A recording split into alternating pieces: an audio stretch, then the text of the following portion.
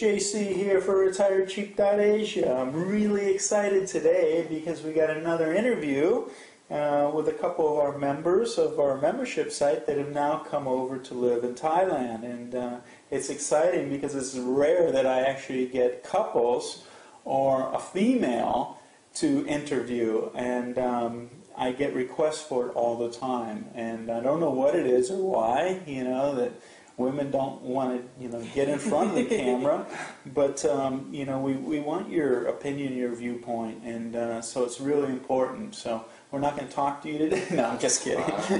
No, I'm just kidding.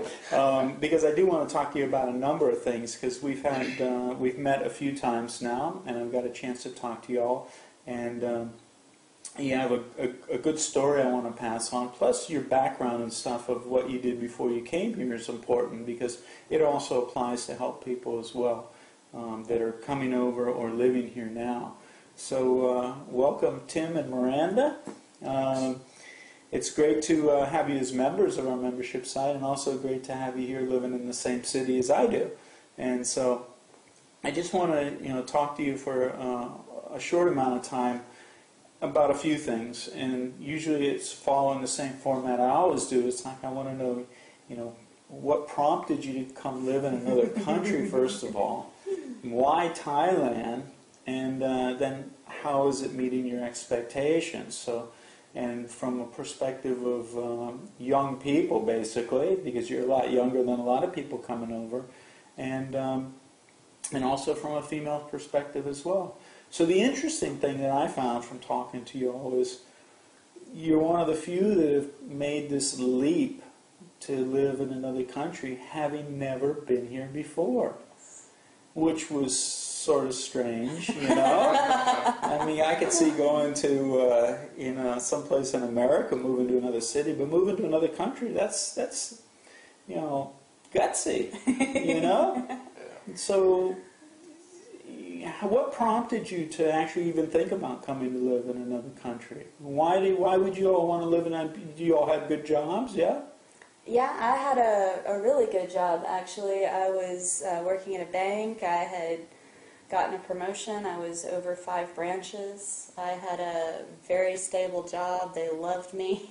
Yeah, you worked in the banking industry, right? Yes, Mm-hmm. Yes, I was a teller supervisor, and I was over the teller lines and the actual customer service and everything at the banks. The stress level was amazingly high. Mm-hmm.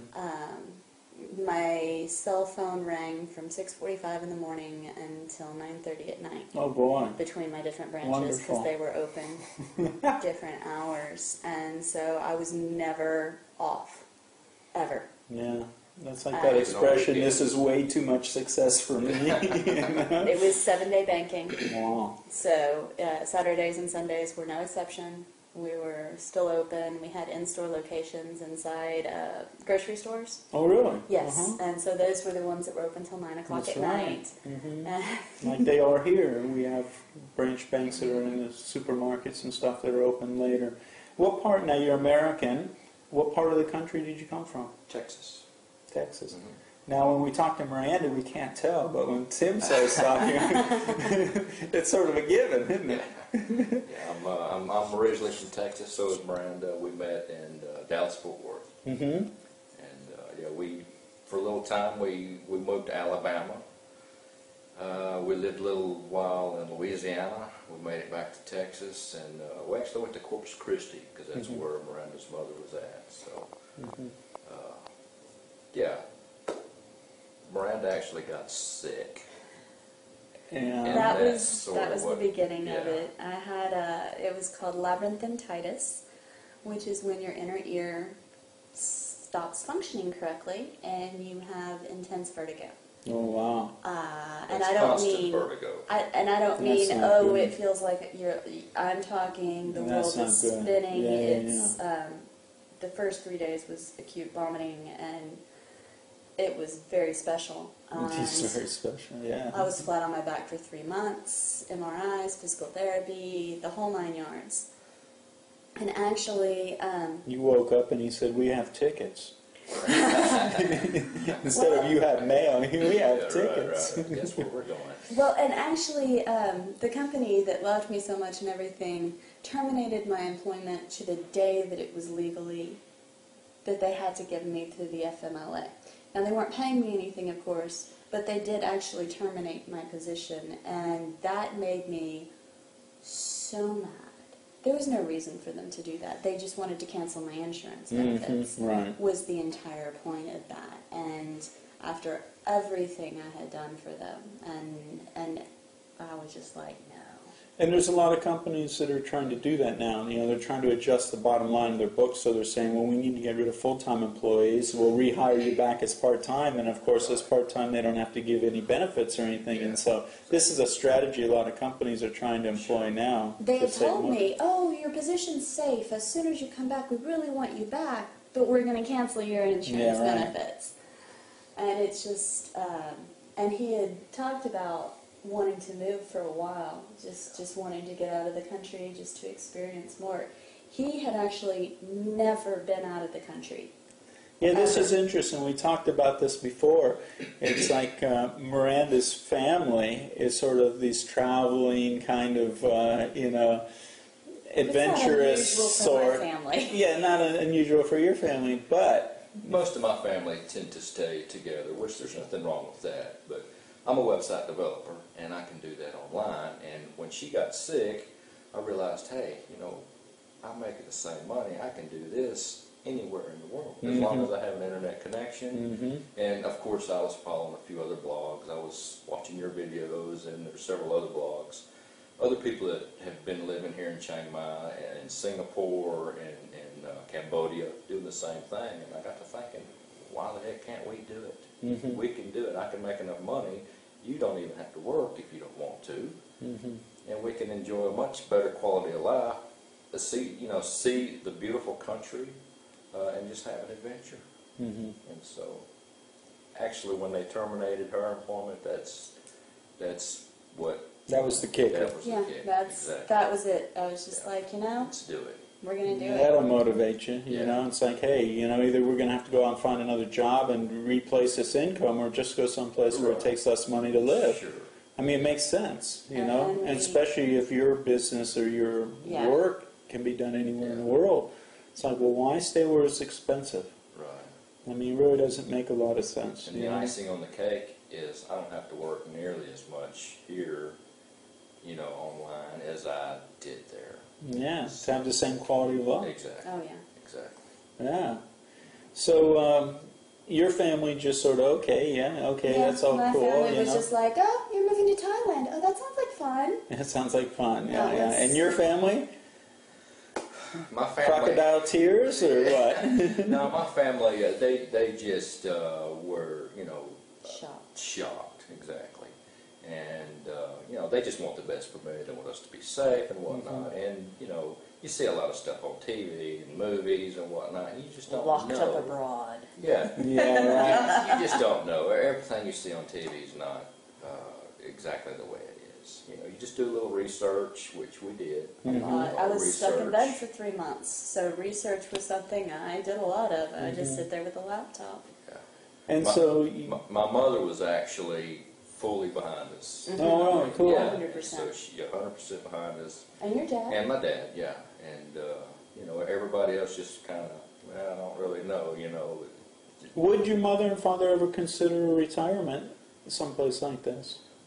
Yes, they would. Now that you're here, Yes, because exactly. they'd be back with part of the family, they wouldn't be isolated. Plus, Right. I mean, their income would go so much further, you know? Sure, I'd love to get them both over here. I mean, this is a strategy for a lot of people, that are over 50 or over 65 and are getting retirement income or whatever, but they don't have a big chunk of money for the requirements of a visa, retirement visa here, which is 800,000 baht. And so I had this conversation with somebody the other day, and it's like, well, if you get 1,500 or 1,800 or something a month or 1,600, and you can live off 5 for a few years, all of a sudden you're banking money every month until you hit that point where now you got the money in the bank account here, to apply for that retirement visa and comply to the requirement, and from that point on, if you don't ever touch the money, you could live here forever. Exactly. And so that's a strategy people need to think about, you know, even if they didn't have that big chunk of money, but they can spend less than they're earning, they could eventually save it. And so that's an option as well. So you did some research. Why Thailand as opposed to Panama? Cost of living, the crime rate. It's a Cost of Buddhist living, country. crime rate. People seem to be... The quality of life. Yeah, the quality of life, exactly. We looked at several websites that actually compare countries side by side to all of those categories. It would break things down into crime rates, theft, sex crimes, gun crimes, drug crimes. Wow. And it would break every single thing down. And Thailand actually ranked #1 on almost every site we went to. Which is contradictory to what you see on, you know, because all this bad news always surfaces. It's sort of like I owned a pit bull back home, and it was the best dog I've ever had in my life, you know. But the only thing you ever heard about pit bulls was they attack somebody, you know, which is bad for the whole breed because it groups them all. And that's sort of what happens with news about Thailand. Oh, yeah. We hear bad news about some idiot over here or something bad, you know. And, That's you know, what in sells. any country, that's right. That's what sells. That reminds me, Which is unfortunate. My aunt actually called me one day and she said, "They're protesting in Thailand. It's so bad. They've closed the embassies. All the embassies are closed. You've got to be careful. You may not want to go over there." And so I got online and I looked at the big Chiang Mai protest, and they did close the embassy for one afternoon. And it said that the protesters were outnumbered by journalists. Well, there you go. That's a good stat. And right I was there. like, if that's Protesters outnumbered by journalists. if that's the angry Muslim population here, I'm good. Yeah, and that wasn't even what it was about. You know, it wasn't even a religious type. It was actually, you know, one side. It's like Democrats and Republicans sort of kind of thing that were here, and it's like they were just protesting in Bangkok again, and it's like you wouldn't even if you didn't. The one recently that was over that video. That that protest. I didn't even know that happened here. Yeah, it was. I must not have gone down that street. It was a big deal. Really? Yeah, and so, you know, it's like when we had the big ones going on in Bangkok, you know, there was a little area that they cordoned off and said, you all can play here, you know, and if you didn't go by that area of town, you never really would have known it was happening, you know. But, you know, it's just like the floods. Are you all okay? You know, well, they're in Bangkok, you know. We're not affected, except maybe the price of goods coming up here. Bangkok's a long way away. Yeah, it'd be like, you know, Tampa and Atlanta, you know. Yeah. Something happened in Atlanta. Are you okay down there in Tampa? You know, so, I think I'm okay. So anyway, so you all came over. You've been here now how long? 2 months. Yeah, 8 weeks. 8 weeks. And you got some really nice digs, which I'm going to do a separate video about. This is really cool. A great place you found. How is it living up to the expectations of your research that you did? You know, because you came because of the crime and the cost of living and these other things. And it's like, is it living up to your expectations now that you've been here 2 months? Absolutely. Completely. Above and beyond. Yeah. Above and beyond. I mean, everything that there's here we either expected or it's better than we expected. Wow.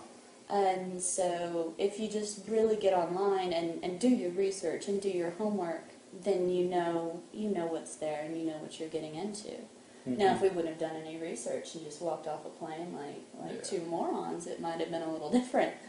But one thing in particular is we're huge animal lovers. We love dogs, cats, whatever. Mm-hmm. And so we sort of felt like there were going to be a lot of strays just starving and, you know, that sort of thing. But you don't see that over here. Not very much. They're fat, they're happy, they're taken care of for the most part. Yeah. You know, And even the street dogs are actually owned by people. It's just they don't have leash laws here, so they wander around. But they go home and eat. You know, they're not missing meals. I've tried to feed some, and they're not really interested. They're full. That's right. Unless you got a sirloin, don't talk to me. And the cats are they're thinner than the cats in America because it's hotter, but they're not hungry either. We've tried to feed them. They're not. So how is it from a female's perspective of living in Thailand? Because, you know, most people say, well, it's only men that go over chasing young women and stuff like that. And who wants to go over as a female, you know? And it's I love it as a woman. I have to say, there's times in America you walk into places and you're immediately uncomfortable. There's moments when you're like, hi, I'm down here. You know what I mean? I know what you mean. And I have not had any of that in Thailand. Really? Never have I felt threatened. Never have I felt in danger. I walk around the streets at night and have absolutely no fear. Now, sometimes you see groups of drunk people, but they're not interested in you. They're just wandering around singing and walking in the middle of the street. Yeah. They have absolutely no interest in anything like that. I feel so much safer here than I did in America, other than, you know, driving. Now, the disclaimer to that is, you know, we're up in the north, and I always say this is one of the reasons I live up here is that people are more friendly. Sure. There are places, and I don't want to, you know, get in trouble and have people yelling at me, but there are places in Thailand that it would not be that way. And that's one of the But they're few and far Chiang Mai. between, really, when you think about how big the country is. Well, once we decided on Thailand, then we started looking into different areas.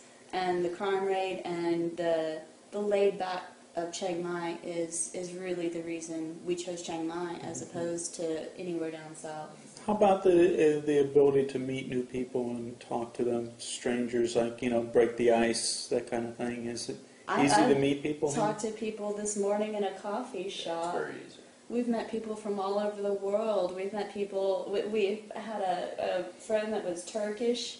And we would go over to their house, and everybody is so friendly and Have you welcoming. noticed that even as foreigners, that when you come to an environment where it's socially acceptable to talk to strangers, that people let that guard down that they have back in their own country, where normally back home you wouldn't talk to people that are strangers, but here it's like, that's just what we do. Sure, yeah. You know, it's socially acceptable to be friendly. You know, what a concept, right? Right. Very friendly. It's okay to actually talk to somebody just because you want to be friendly. You know, back home it's like, what does this person want? Yeah, what do they want? Yeah. Mm-hmm. You'll be at a restaurant and you'll start talking to the table, and then you end up just like moving. Absolutely. You know, it's just very cool, isn't it? It is. Yeah, it's one of the reasons I like living over here is because it's so social. Yes.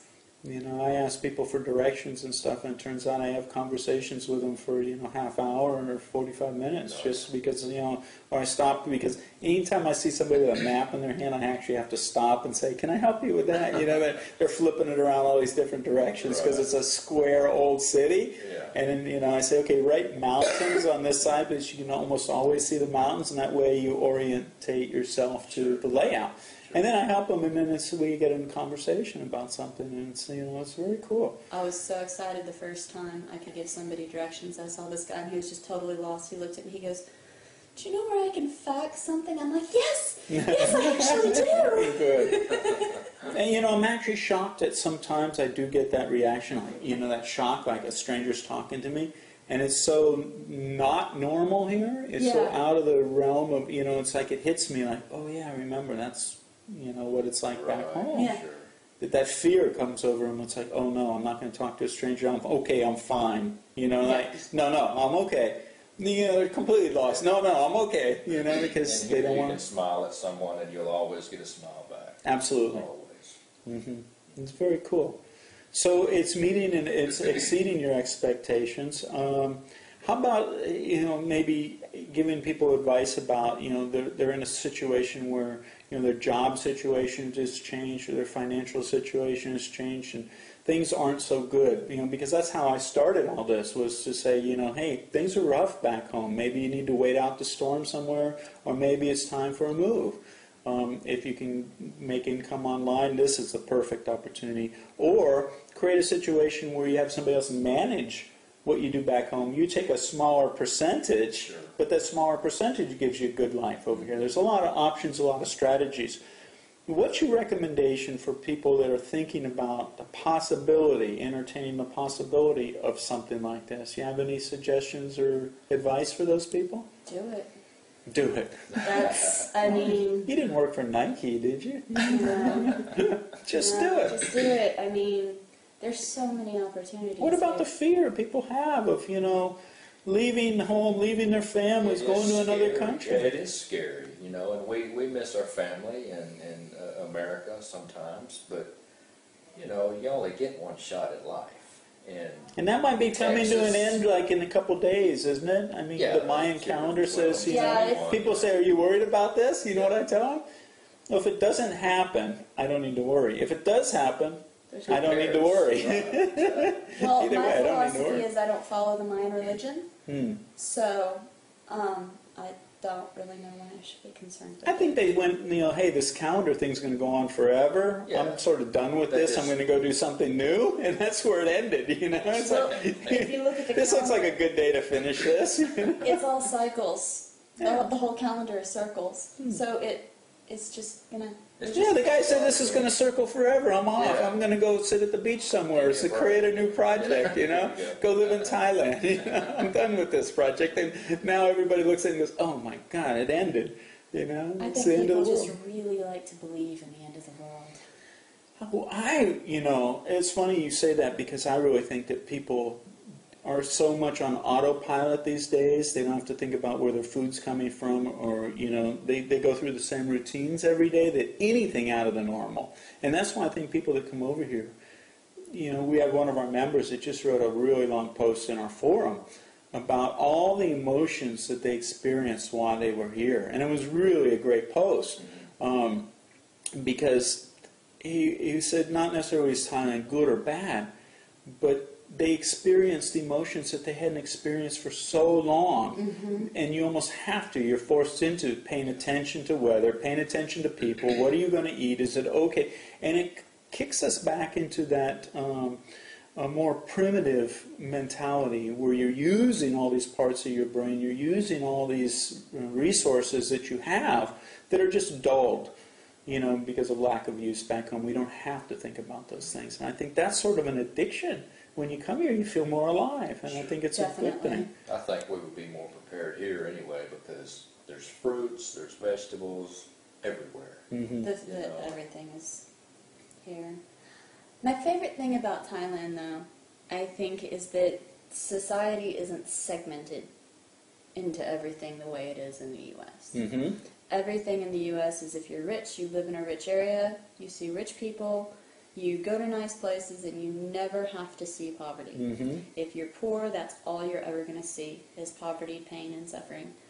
And zoning even goes beyond that. It's like, let's separate all the business. Don't have a business anywhere near where you live, except in bigger cities like New York, Boston. You have that mixture, but in most suburban neighborhoods, there's no business. It's not allowed. And then you have your restaurant area, and you have your shopping area, and everything is compartmentalized. And if you don't have a car, that's right. You're this is, I think, part of the demise of everything in the United States. Social interaction, health, all these things, because you have to get in a vehicle to do anything in most places in America. And I think here it's so refreshing. I love that you can walk out the door and there might be a bakery across the street, or you can go hand them your laundry, or you can get a haircut, or you can, Actually, all of that is right down the street. Yeah. Everything you need. In fact, within walking distance of where you are, there's a plethora of whatever you want. There's, salad restaurants, Burmese restaurants, there's nightclubs, sushi bars, you got everything here. Food, hamburgers, cheeseburgers, hot dogs, whatever, pizza. Yeah, and this place is actually called MP Place Apartments. MP Place Apartments, and I'm going to do a video just about this place so people can see it, and I'll put it on mapsandmore.com as well. But so women that are thinking about the possibility of moving to another country, Thailand should be on their list? I would definitely, especially Chiang Mai.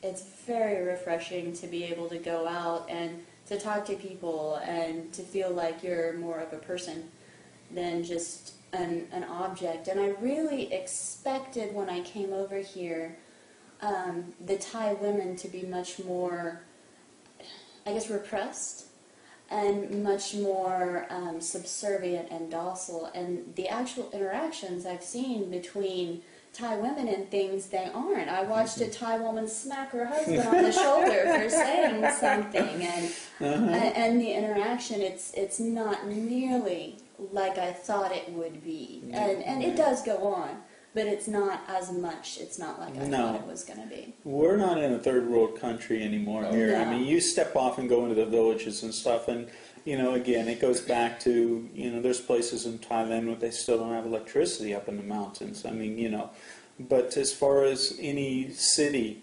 metropolitan area, or, it's, these people are, they're educated people. The amount of educated women, especially the ones going to the college and everything, is really, and they're coming out and being really the business inspiring. women. We have a prime minister that's a woman in this country. It's like, they know what to do, and they know how to use what they have. And they're not afraid their resources. No. And they haven't been convinced that they got to be, masculine to be in business, or masculine to do something. They still have their femininity, but they're still able to run companies. They're still able to do everything that they do without, saying. And in America, in the corporate world, you have to lose that. That's right. And you have to. Oh, I get no respect right unless I do, men. but it doesn't work that way here. You still get respect, So it's refreshing. It's a nice thing. Well, I want to thank you all for this interview. I mean, and especially you, because it's rare that I can get the female perspective on living in this country. And hopefully, as more countries open up and change, the infrastructure improves. Cambodia, all these other places, because there's some beautiful countries over here. And some of the people they need to change a little bit in some of those countries because they're getting a bad reputation. But when they open up the visa regulations and stuff like that, like Cambodia has, we'll get more and more places that are opportunities for everybody to live, women or men or couples or whatever. And so, as a couple, I think this is working out for you all. Oh, yes. That's great. And I'm happy for you all. I wish you continued success in everything that you do here, and that you enjoy your time. And again, thanks for being members of the membership site, because it's important. A lot of people think it's like, once you come over, you don't need to be the member anymore. But what's really interesting thing about this and the dynamic that's happening is that as more people come over, it's creating more of a community that you already know. People are showing up now and they know people. We're having a weekly meeting where members come, and it's like they already know the other people, just not by sight. Right. Exactly. They know by a username or something. Go, oh yeah, I know you, and they communicated already. So this is a really cool dynamic that's happening. Just like you all coming over and I meet you all. It's really cool. Being a member of your site is also so helpful, as in the resources that you get. As once you're over here, it's not like all your questions are answered. It's, okay, I'm sick, I need to go to the doctor. How do I do that? Because you're not in America. It's things are different. It's funny because I went to a dermatologist, and that was actually on the member site, of that video and stuff. And the guy said it was like deja vu, sitting in the same room. I saw this video. The doctor ended up being the same doctor. He says, I know this lady, And he says it was really easy because I felt like I'd already done it. And that's sort of the idea, is to take the learning curve out of all this, It is a little bit different because of culture and language and stuff like that. And if I can help take that learning curve out, take some of the pitfalls, avoid the pitfall, and the fear. And the fear, that's another thing, is so many people aren't going to do things because they're afraid, which I don't think is a reason to not do something just because you're afraid of it. But it helps to have a roadmap, and to be like, okay, all of these people have done this. And so why can't I? Yeah. The more people that do it, it's socially acceptable, or it's social proof, they call it. That if this many people can do it, so can I. And so, well, you all are still sort of the pioneers. But as more people come over, and that's why I want to get to more cities. We have other cities now.